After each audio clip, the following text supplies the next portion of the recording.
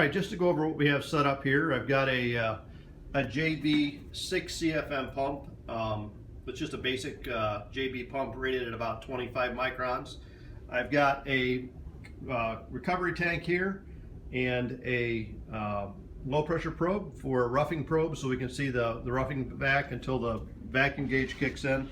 And then I've got the Blue Vac Professional Plus that'll tie into our iManifold app.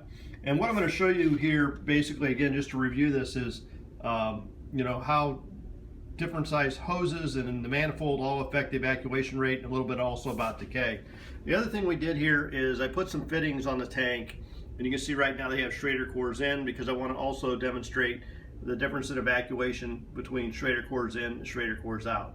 So we're going to get things set up here, and we'll get started on the video. Okay, so what I've got set up here, first of all, is we're going to do a deep vacuum test. I've got the evacuation target, the final evacuation for 1,000 microns, a decay time of 10 minutes, and an isolation of 500, which means we're going to pull down to 500.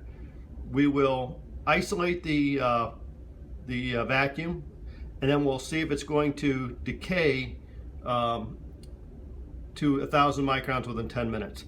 I've got this set up the way a typical technician might here. I've got cores. The Schrader cores are in the test ports. I've got 2 1/4-inch hoses, ball valves. It goes up here to my manifold.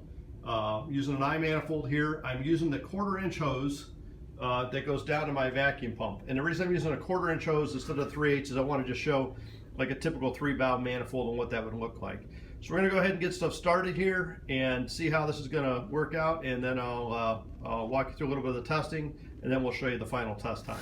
All right, so just wanted to point this out here. We are at about 22 minutes into vacuum, and you can see here the evacuation is what we call effectively stalled, and that's because our pull down rate has gotten down so low.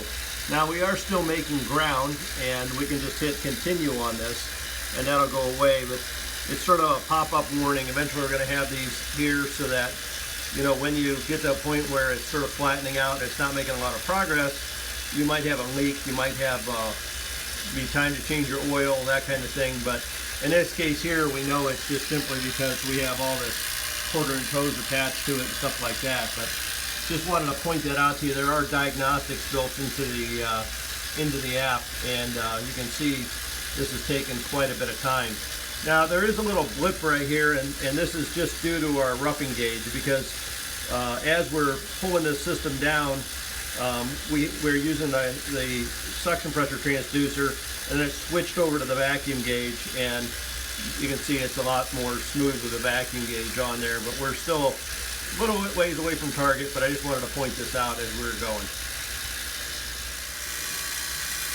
All right, so this has been running for a while, and I want you to notice here we're at 525 microns. My patience is wearing thin with this, so I might just cut off the test here. But here's the whole thing I want you to notice. Look at the total time of evacuation, 1 hour 53 minutes. So obviously you can see here that having the hoses and Schrader cores in, it's taken a long darn time to get this thing down here. And I'm going to go ahead and isolate the vacuum for a minute with the 2, and you'll notice right away that we have a bit of a rise here. So and leak rate's about 723 microns per second, so it's going to flatten out here, but we'll see where it stabilizes at. So let me see if we can zoom in and see this any better. All right, so now you can see right down here, we're sort of stable at about 570 microns. That little peak was just gases in the hoses there. You can see we're holding about 570 microns, 560. So you can get the idea here, though. If we let this run the whole time, we'd probably be at maybe 2.5 hours or so. The graphics is re-rendering there before we get this down to 500 microns and holding. So that's the first example here. And again, this was standard 1/4-inch hoses for everything. and sprayer cords in. All right, so now I've got everything hooked up the way it should be hooked up. The half-inch vacuum hoses tied with the core tools removed, again tied to the same tank. You can see we're at 0. We're 26 seconds in. I'm going to go ahead and start this up. And I want you to notice something right away, and that is listen to the pump. We're moving a lot more air right now. And look at our graph here, and watch that sort of come down. We're coming pretty much straight down now. So we're going to let this run for a few minutes, and I'll let this get back to her when we're down a little bit closer. Okay, so here you can see we are 5 minutes in, almost exactly, 5 minutes 4 seconds, and we are at 507, 506 microns.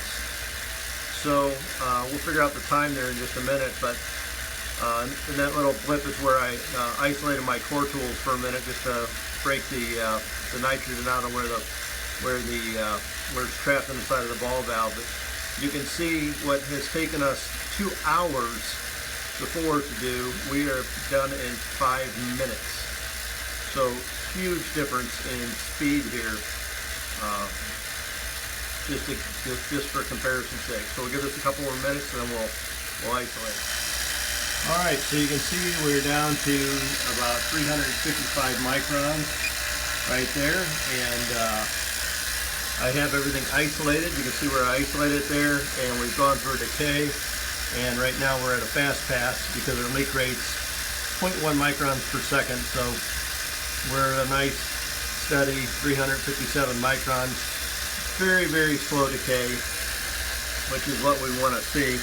We can look at this a couple different ways here, but you can just see multiple times where I isolated my core tools, just tested things, just to see what it looked like, to see if it looked like it's going to be a pass or fail. And obviously this is a nice fast pass, and we are at 20 minutes basically, and 22 minutes total time to go through and show the decay. So 2 hours the way it typically is done, 20 minutes the way that we're doing it here. I'd say that's a nice time saving. So just to give you an idea of why you want to use bigger hoses, and hopefully you got a little bit out of this video, but just wanted to show you what we're doing and give you some ideas on how you can improve what you do every day in the field.